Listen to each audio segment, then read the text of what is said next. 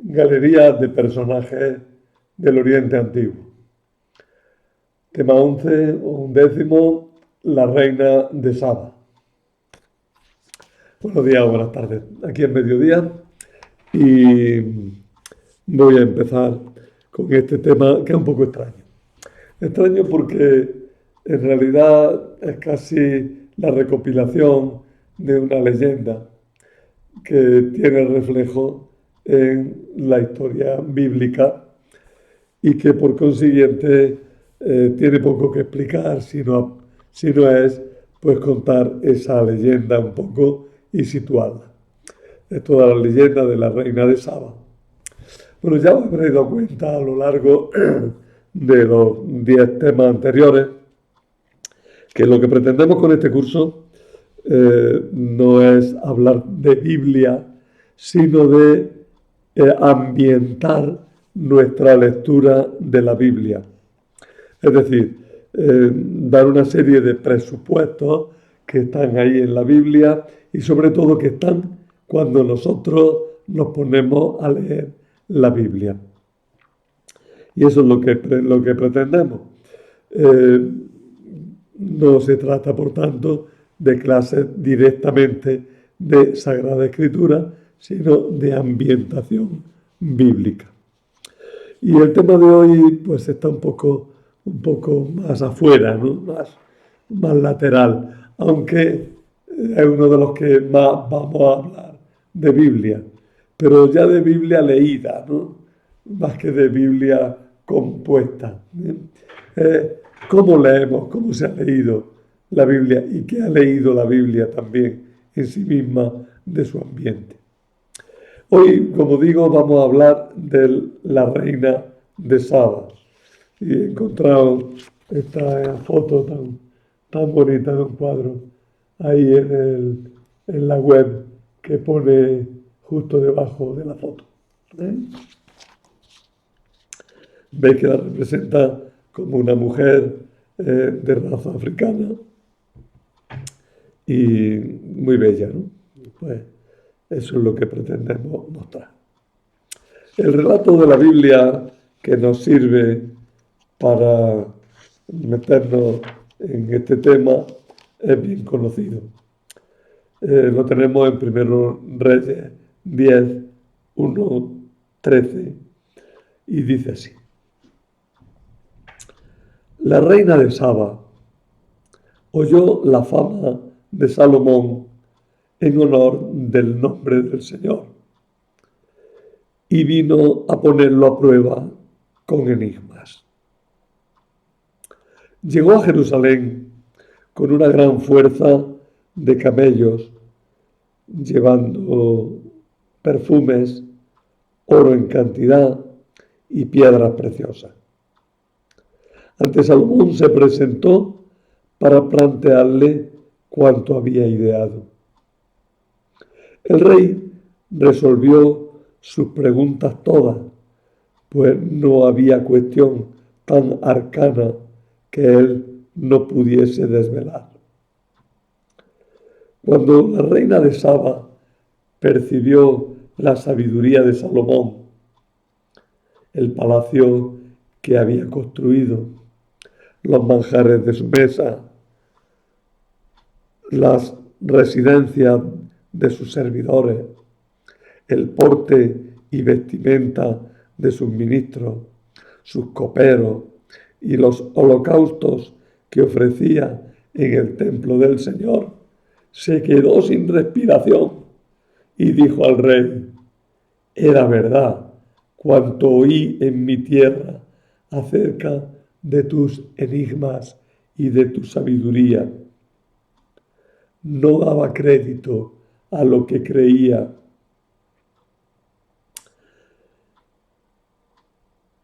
No daba crédito a lo que se decía, pero ahora he venido y mis propios ojos lo han visto.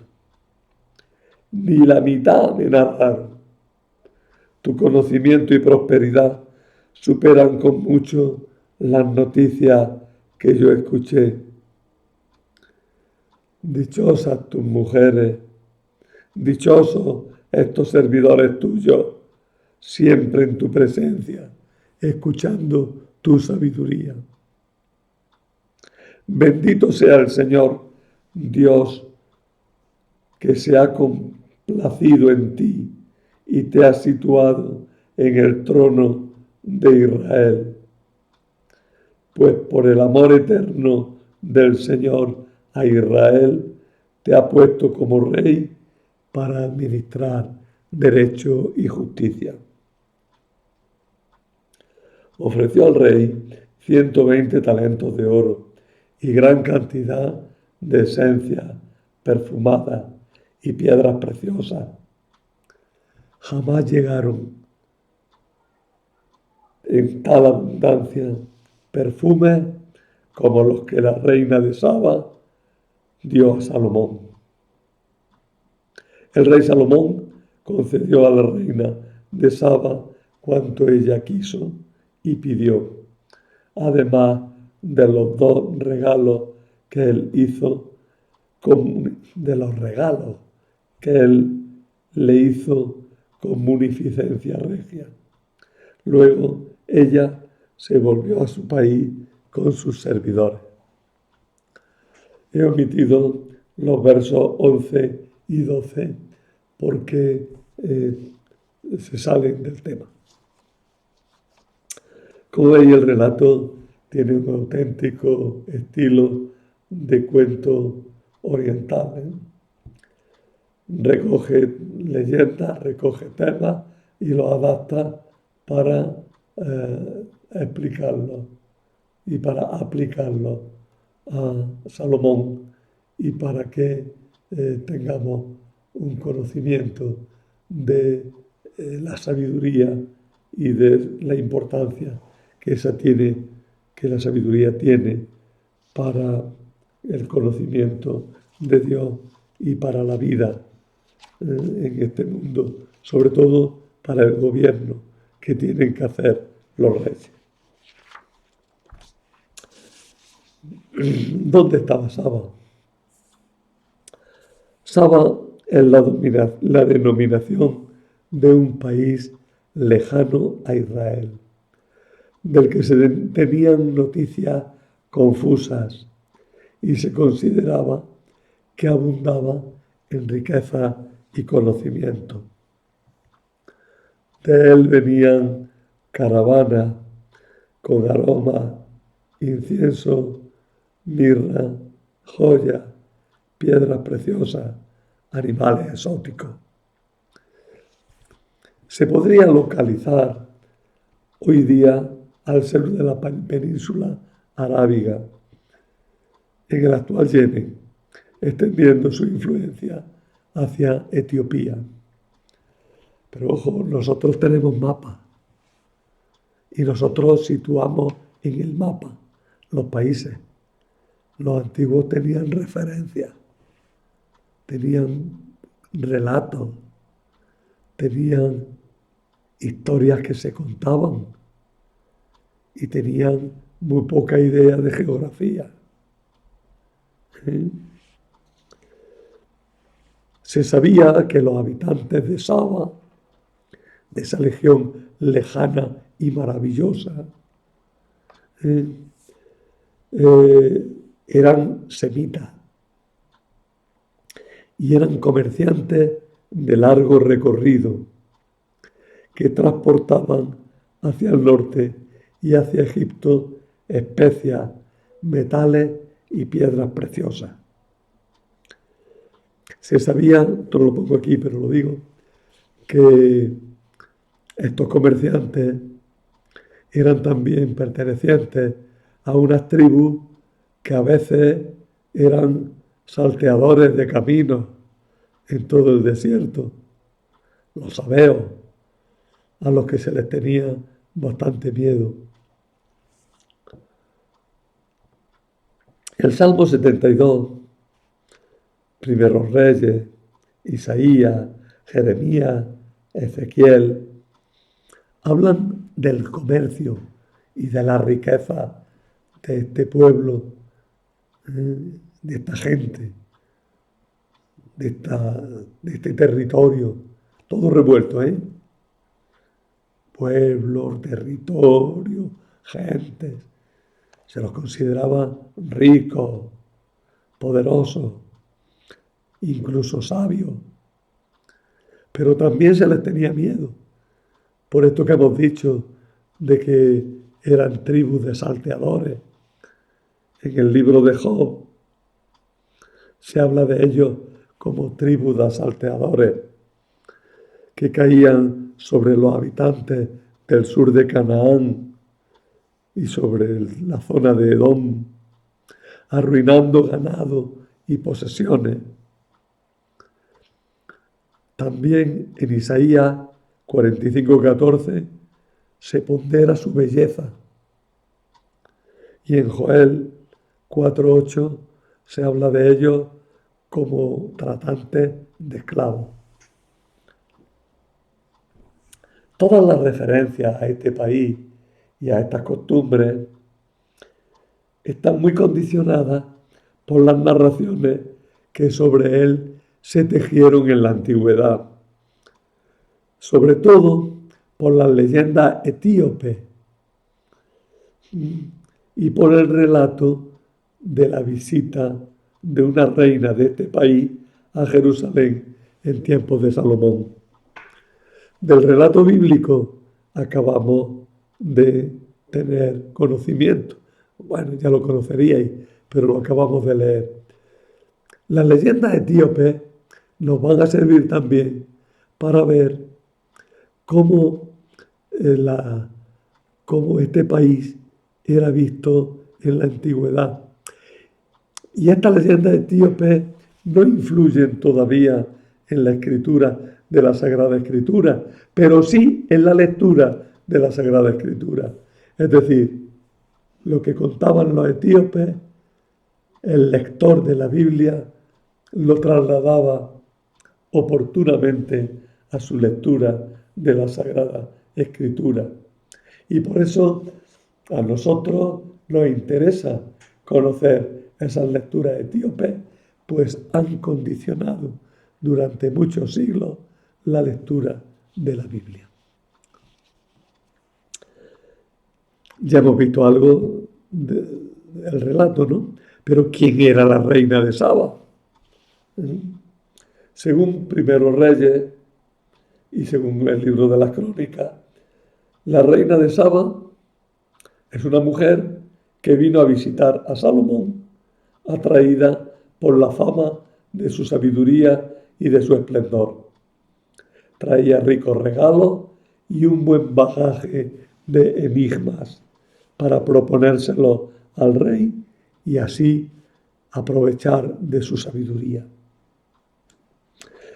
El autor bíblico en este relato quiere destacar la grandeza del reino de Salomón, sus buenas relaciones internacionales, su riqueza, la amplitud de su comercio y sobre todo se destaca que la sabiduría es fuente de innumerables bienes para quien la posee.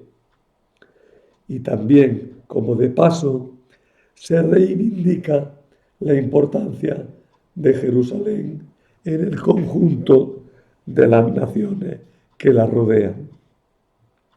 Pero el relato, como habéis visto, no nos dice prácticamente nada de la mujer, no nos dice prácticamente nada de la reina de Saba, salvo que tenía interés en la sabiduría y traía muchos regalos para Salomón y se llevó más todavía.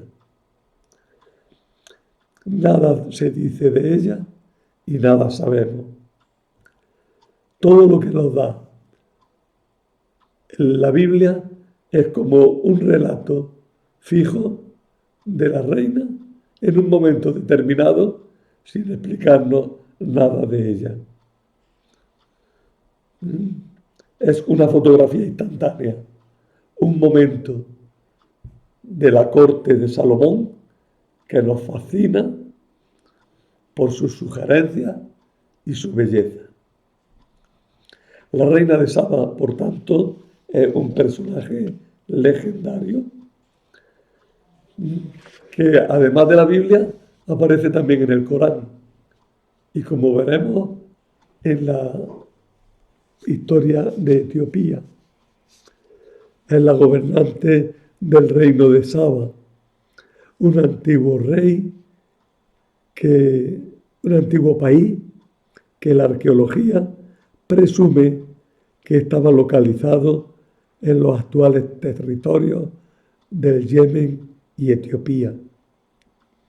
En los textos bíblicos, la reina no es nombrada explícitamente por su nombre, pero en la tradición bíblica, esto es la tradición etiópica, en Etiopía, recibe el nombre de Maqueda, mientras que en la tradición arábica, aunque no en el mismo Corán, se la llama Bilquis o Balquis. Otros nombres asociados a ella, en leyendas árabes más bien, o incluso etiópicas, es el de Nicaule o Nicaula. Nosotros retenemos el nombre etíope de Maqueda y el árabe de Balquis. En el Cantar de los Cantares hay una frase que en latín se hizo famosa porque se le aplicó a la Virgen: nigra sum, soy negra. Y se le aplicó a la Virgen con tanto interés que pintaron de negro todas las imágenes de la Virgen. Esa es la historia de las vírgenes negras, incluso a las que eran muy blanquitas, como la imagen de la Virgen de la Capilla de Jaén, le echaron una mano de pintura negra o dejaron que se pusieran negras con el humo de las velas. Ese es el origen de las vírgenes negras. No creo que haya que buscar más historias y más cosas como hacen pues, los amantes de las teorías de la conspiración y de los misterios extraños que tanto vigor y tanto interés tienen hoy día. Dejémoslo en eso. Bueno, decía nigra sum, soy negra. Y esto se aplica sobre todo a la reina de Saba, porque la amante de Salomón en el Cantar de los Cantares vinieron a decir que era la reina de Saba. Seguro que el autor de los poemas del Cantar no pensaba en eso, pero es la lectura que se hizo y es la lectura que tenemos que tener en cuenta. La amante de Salomón, bueno, la amante del amante de la lectura que hay que tenemos en la Biblia, ¿no? O sea, de lo que tenemos en la Biblia, de la lectura que se hizo posteriormente, pues dijeron, el amante es Salomón y la amante es la reina de Saba. Y como se la llama también la Sulamita y se dice que es negra, bueno, pues todo se revolvió en la historia. Si se ha hecho lío, mejor, porque ese lío es el que tenían en la cabeza los que leyeron la Biblia con todas estas leyendas y todas estas explicaciones en la cabeza. El libro de del Cantar de los Cantares ensalza la belleza de una mujer negra etíope y habla de una esposa de Salomón o de una amante de Salomón a la que llama la Sulamita, que fue identificada posteriormente con la reina de Saba por los lectores de la Biblia. Es curioso que el Corán, en la Sura 27, sabéis que los capítulos del Corán se llaman suras. Bueno, pues el Corán, en la Sura 27, habla de la visita de la reina de Saba a Salomón. La reina quedó tan impresionada por la sabiduría y la riqueza de Salomón que se convirtió al monoteísmo. Entonces el rey la recompensó con la promesa de otorgarle cualquier cosa que desease. Por su parte, la reina le regaló a Salomón 4,5 toneladas de oro.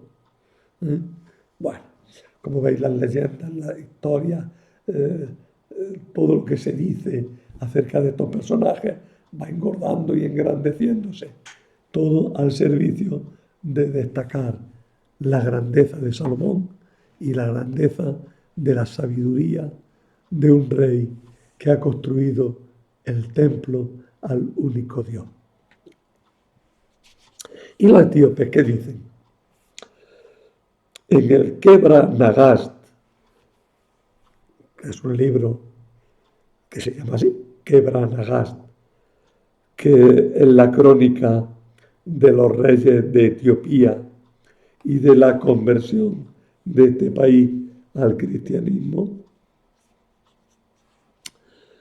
se cuenta ahí en ese libro, ahora hablaremos más de él, pero en ese libro, el Kebra Nagast, ahí he puesto 2 ediciones del libro.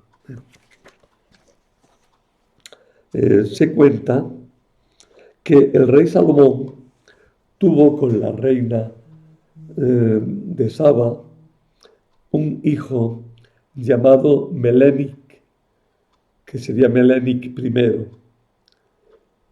Este fue el primer rey de Etiopía.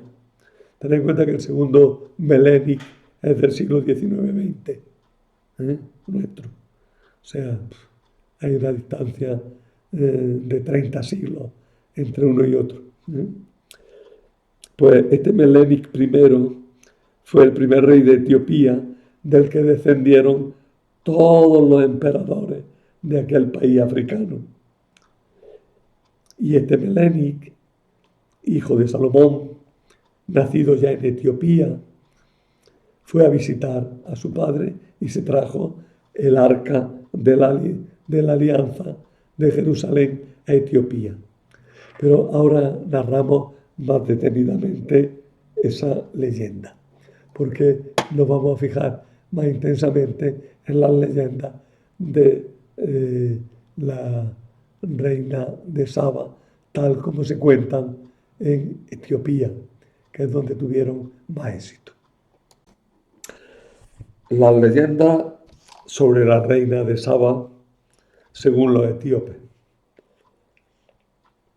La reina de Saba fue una mujer bellísima y muy inteligente, dotada de una capacidad diplomática excepcional.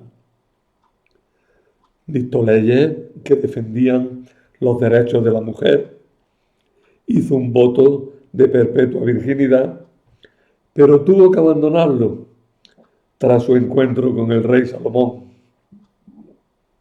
En Etiopía, esta relación amorosa no podía ponerse en cuenta hasta hace unos años, no se podía poner en cuestión.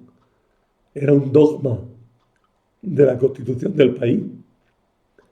Mientras duró el imperio, hasta que murió Haile Selassie, el último emperador de Etiopía, o el penúltimo, porque ahí hay un periodo intermedio muy lioso. Es decir, hasta mediados del siglo XX, o bien avanzado del siglo XX, el que el emperador era descendiente de Salomón y de la reina de Saba, era un dogma que no podía ponerse en cuestión, porque era el relato fundamental y fundacional de la monarquía y de la nación etíope.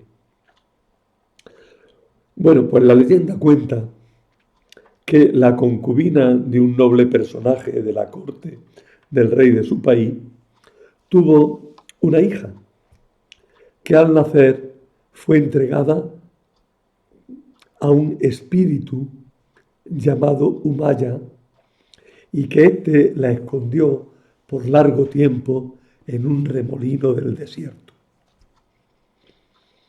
Cuando creció, Umaya quiso que fuera la nueva reina de Saba. A ver, ¿qué quiero marcar aquí? Y por lo que tuvo que destronar al rey que había allí en el país, que además era un rey muy malo, un rey que tiranizaba el país. Y logró hacerla entrar en el aposento del rey, recordar un poco la historia de Judith, al que asesinó, y así ella pudo proclamarse reina de Saba. En el Corán la historia se complica porque se cuenta que Salomón en su país había echado de menos una abubilla entre las aves de su jardín y que envió un cuervo a buscarla. No olvidemos que Salomón era tan sabio que hablaba los lenguajes de los animales. Pues envió un cuervo a buscarla. Cuando la encontró en un lejano oasis llamado el Jardín de los Dos Paraísos, la hizo volver. Y el ave contó a Salomón dónde había estado y cómo allí vivía una mujer de gran belleza, inteligente, rica, que permanecía virgen. Salomón entonces escribió un mensaje y se lo ató a la abubilla como si fuera una paloma mensajera, en este caso una abubilla mensajera, con el encargo de que se lo entregara a aquella reina. En el mensaje la invitaba a que viniera a encontrarse con él en Jerusalén. Maqueda, la reina de Saba, cuando recibió la invitación, quiso agradar a Salomón enviándole un gran tesoro. Esta demostración de poder y de riqueza le molestó al rey, porque se sintió menospreciado, como si la reina tuviera más poder que él y no se dignase más que mandarle un regalo de amistad y ya está. No, Salomón quería mucho más y por tanto le desagradó esta demostración de riqueza y poder. Y le respondió desabrido, diciendo que los tesoros enteros del mundo no valen nada comparado con la sabiduría que él había recibido. La reina entonces se sintió obligada a emprender un largo viaje para recorrer la enorme distancia que separaba su reino de Jerusalén, atravesando desiertos inhóspitos y acompañada por un gran séquito y multitud de regalos para el rey. Quería conocer personalmente a un hombre de quien los caravaneros que recorrían rutas comerciales ponderaban una sabiduría tan grande que le permitía incluso, como hemos dicho, conocer las lenguas de los animales, entender el canto de las aves y comunicarse con los espíritus que vagan por el mundo. Este Salomón, la misma Biblia lo dice, tenía un gran harén de 700 esposas y 300 concubinas. Eso lo dice en Primero Reyes 11:3. Pero cuando vino Maqueda y la conoció, se enamoró ciegamente de ella al ver su gran inteligencia y hermosura. En el Cantar de los Cantares también dice que son innumerables las esposas y las concubinas, pero como la amada no hay ninguna. Bueno, ella por su parte le correspondió amada, admirada de su sabiduría y sus conocimientos y su magnificencia. Para todo esto, quizás esta imagen moderna nos pueda ayudar, porque es muy evocadora, ¿eh?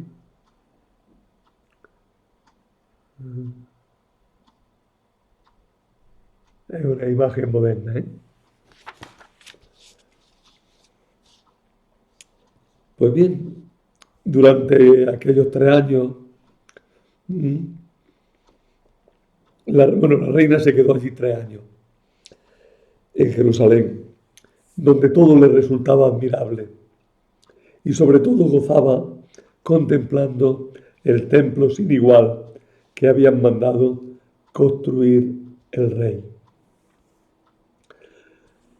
Durante aquellos años llegaron a importantes acuerdos comerciales y de defensa mutua para afianzar la amistad y la alianza entre ambos reinos, pero no llegaron a tener relaciones matrimoniales porque ella se defendía alegando su decisión de mantenerse siempre virgen.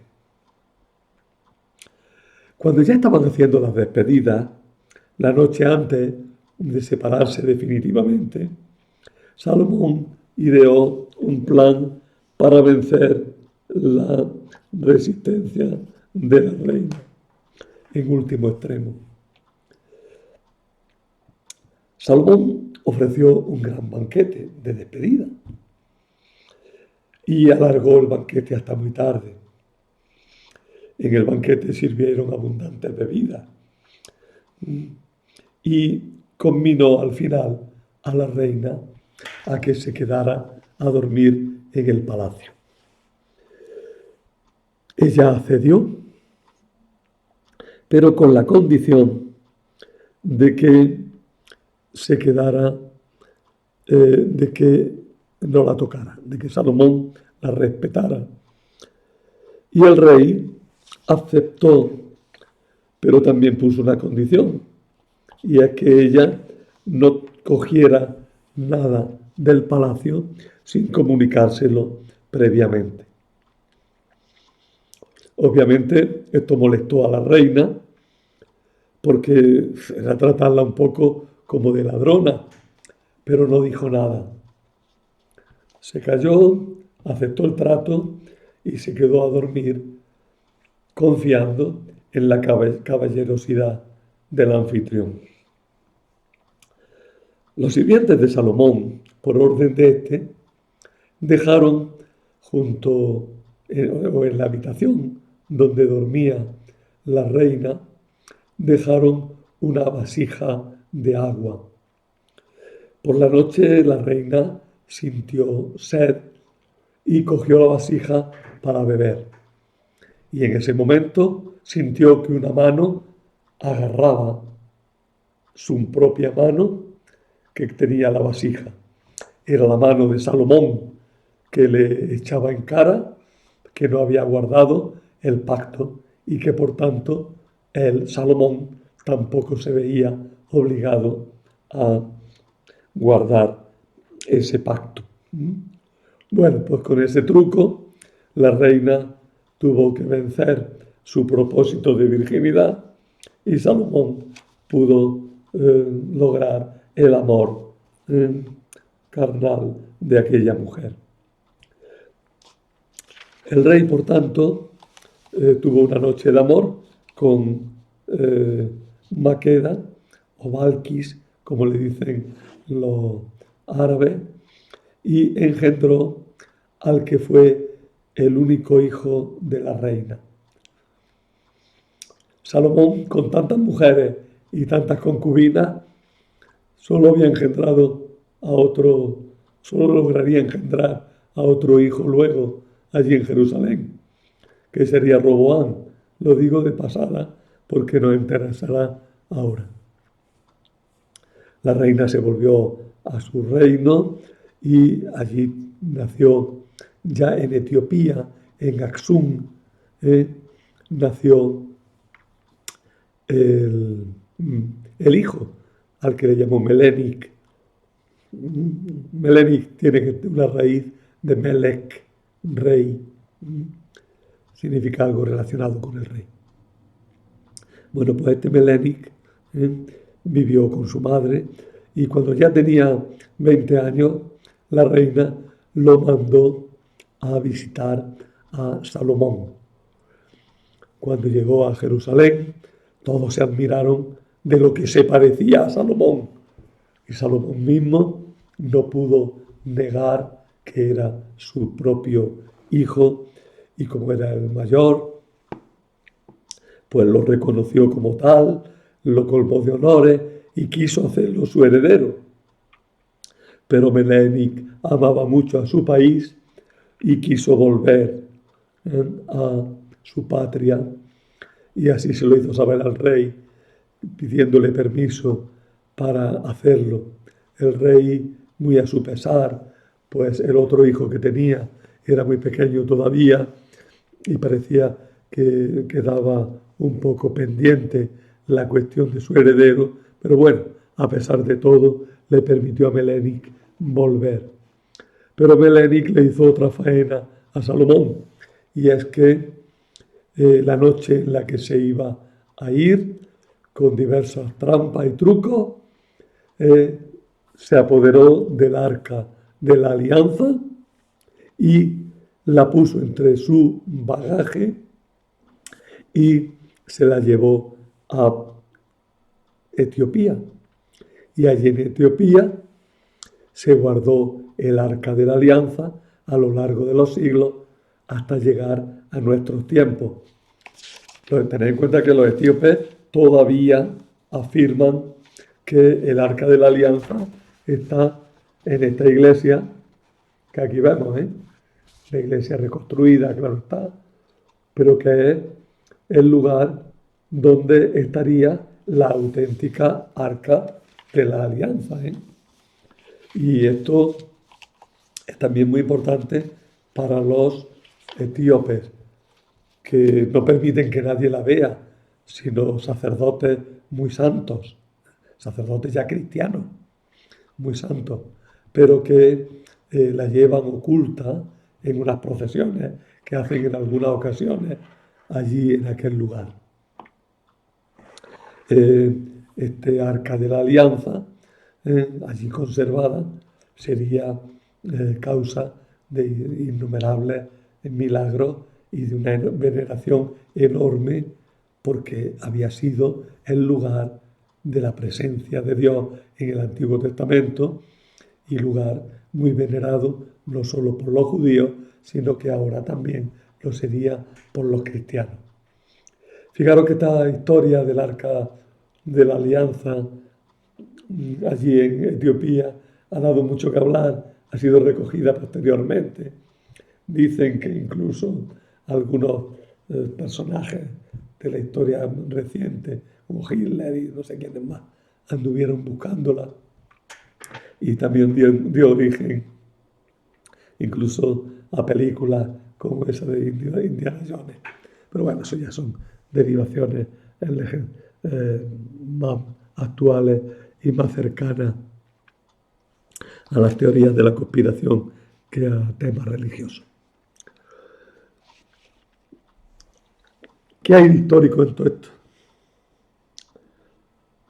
Entre Israel y el reino de Saba hubo relaciones desde muy antiguo, ya que en las excavaciones de Jerusalén se han encontrado objetos procedentes del sur de Arabia que se pueden fechar hasta hacia el siglo XX a.C. O sea que mucho antes incluso del tema de esta leyenda hay relaciones entre Saba y los jebuseos. Pero que los judíos y los cristianos de Etiopía mantuvieron relaciones con Jerusalén, eso también está documentado a lo largo de todos los siglos.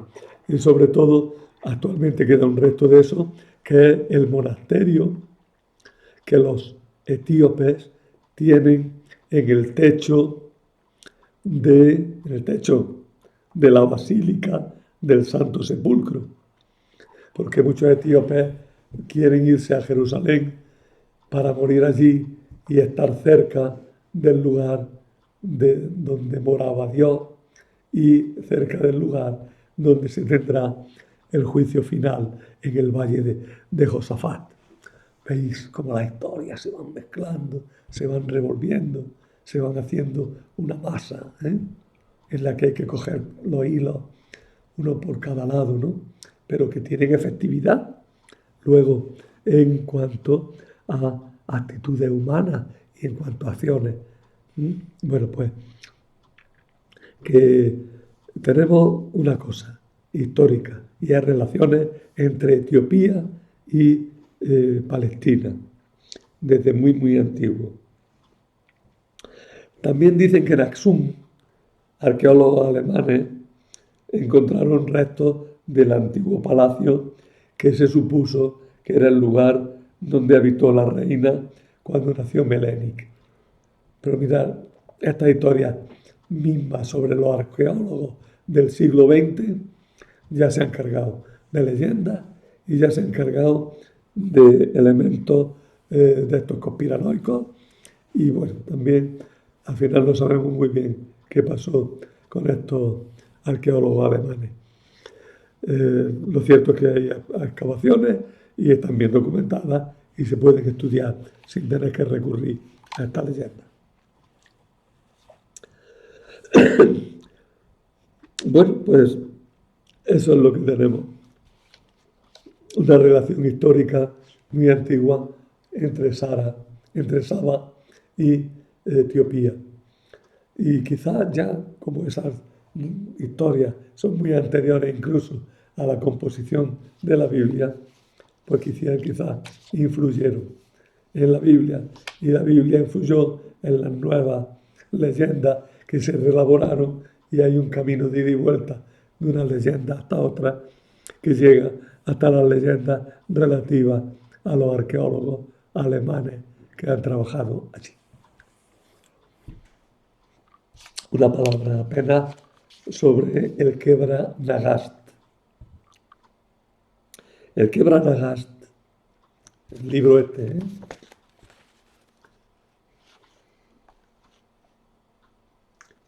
ese libro, ¿verdad?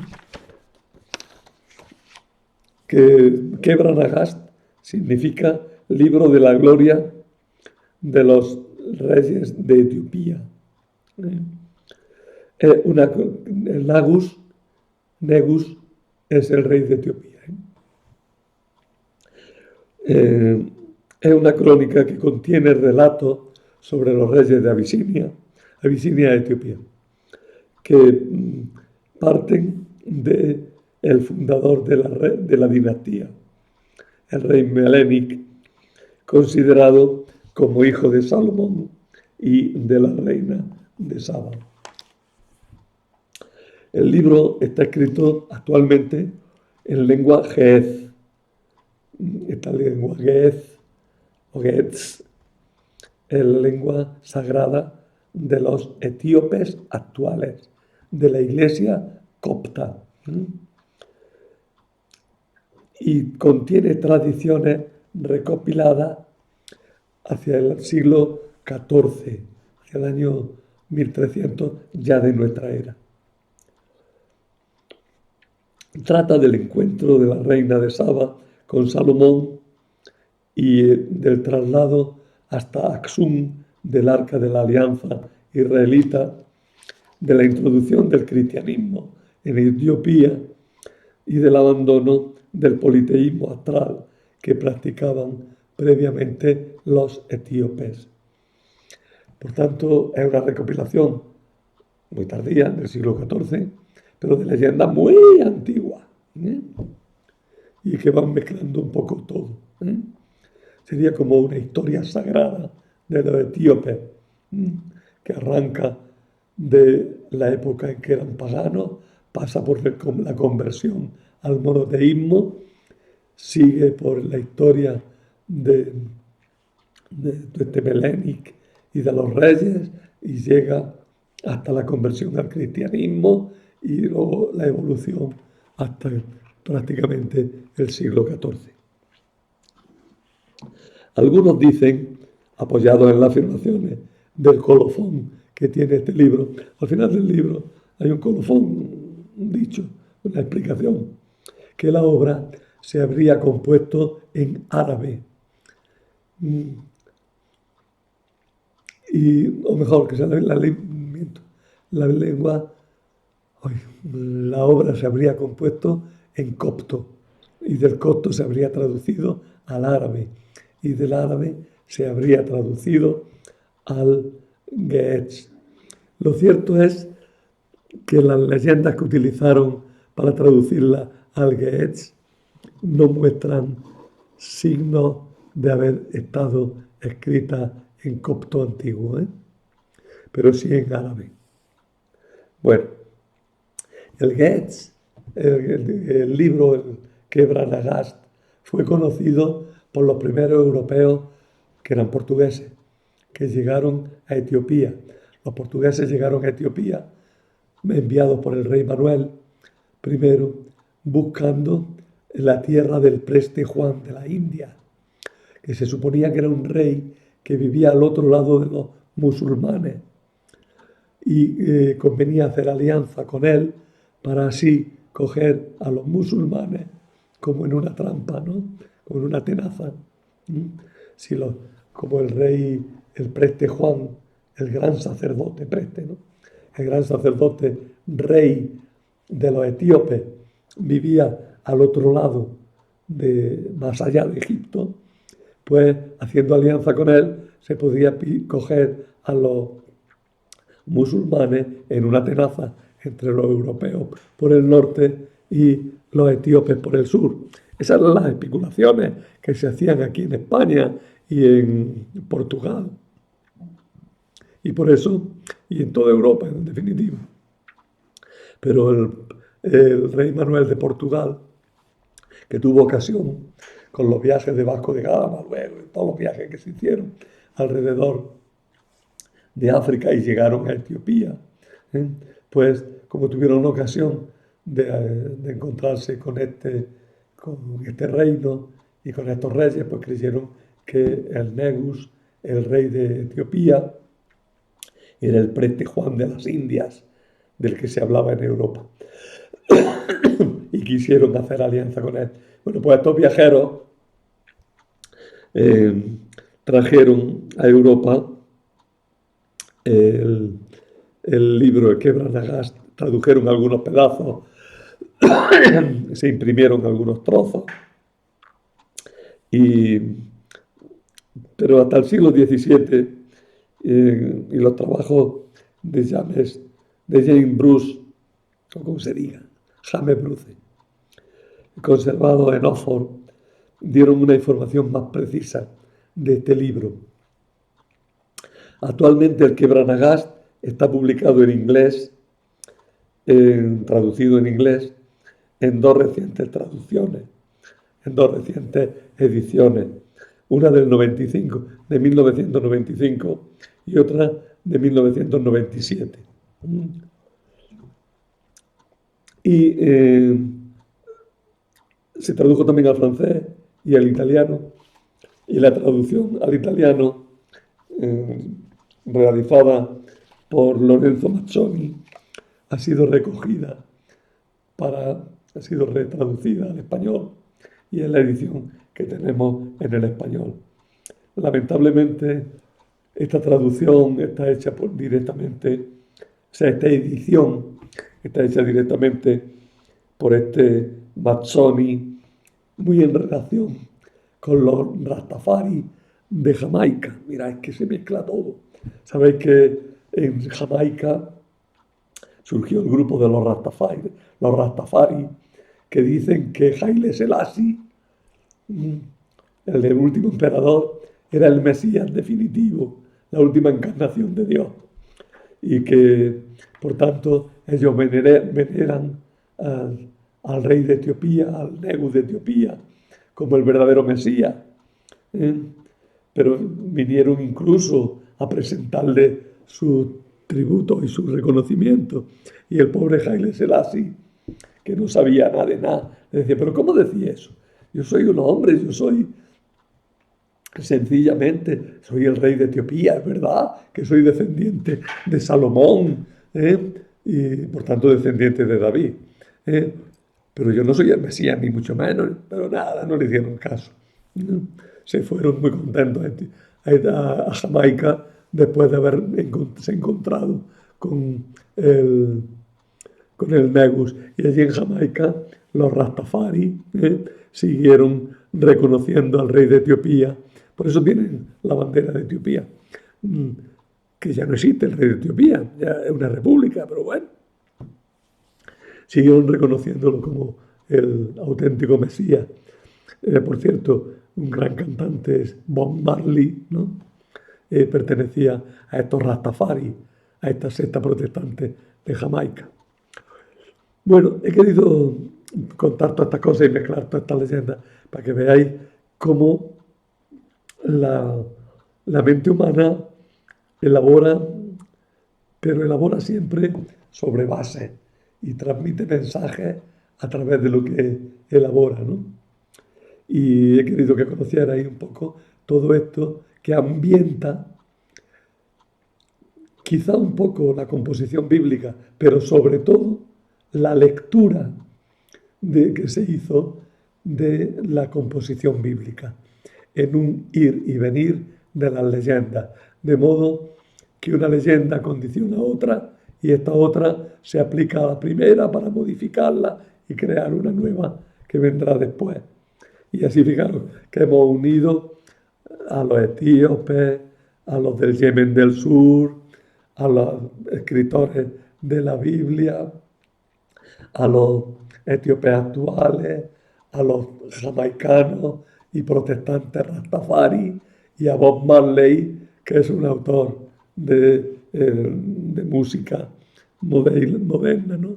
Es un rasta, compositor de música moderna, muy estimado por los que conocen bien su obra.